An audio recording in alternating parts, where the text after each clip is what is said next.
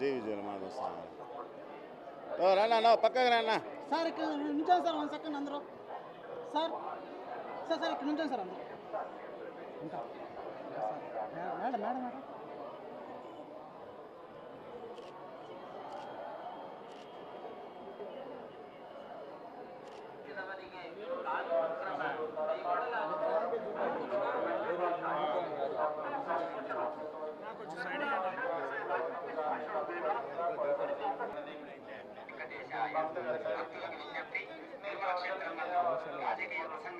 Sir ఒకసారి ఆగండి sir, వాళ్ళు ఇంకా రాలేదు. మణిసమ్మ గారు అంతా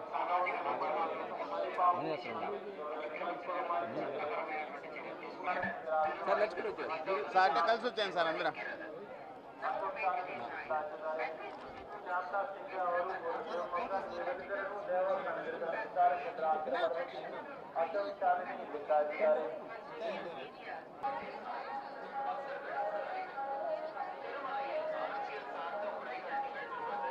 వచ్చామన్నా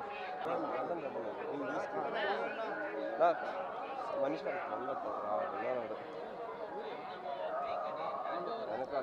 ఎట్లా తీసుకుంటా బైక్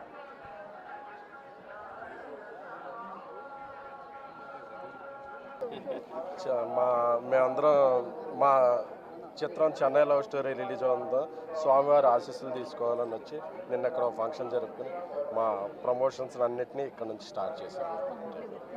హ్యాపీ ఫర్ దట్. ఇప్పుడు 3-4 ప్రాజెక్టులు ఉన్నాయండి. హిందీలో సినిమా బేబీ చేస్తున్నాం, ప్రజెంట్ ఇది, నెక్స్ట్ అది నా పిల్ల రానేసి 3-4 సినిమా జూలై 24న రిలీజ్ అవుతుందండి సినిమా.